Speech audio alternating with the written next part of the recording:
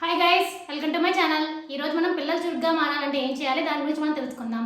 And small reminder, ఏ పాయింట్లో అయినా information మీకు వాల్యుబుల్గా అనిపిస్తే నా ఛానల్ తప్పకుండా సబ్స్క్రైబ్ చేసుకోండి, అలానే లైక్ చేయండి. అప్పుడు ఎక్కువ మందికి ఇన్ఫర్మేషన్ రీచ్ అవుతుంది. మీ ఫ్రెండ్స్ అండ్ ఫ్యామిలీకి షేర్ చేయండి, వాళ్ళు హెల్తీ ఇన్ఫర్మేషన్ తెలుసుకుంటారు.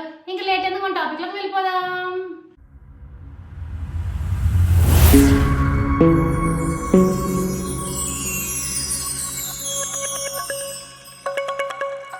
అందరు పిల్లలు ఒకేలా ఉండరు. కొందరు అన్ని లేటుగా నేర్చుకుంటే మరి కొందరు చాలా చలాకీగా ఉంటారు.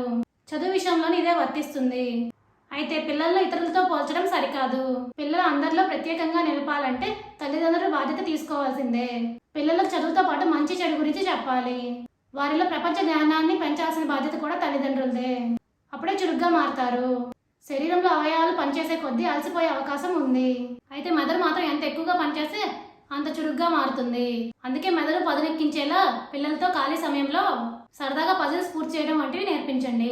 ఉన్నత విద్యాభ్యాసం కోసం మాత్రమే కాకుండా వారిలో మానసిక సామర్థ్యం పెంచడానికి తల్లిదండ్రులు నిత్యం ప్రోత్సహించాలి.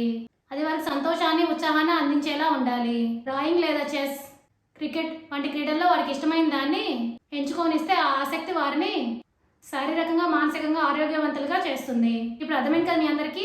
పిల్లల్ని చురుగ్గా మార్చాలంటే ఏం చేయాలి అనేది. For more videos, please like, share, subscribe my channel. Thank you for watching my video.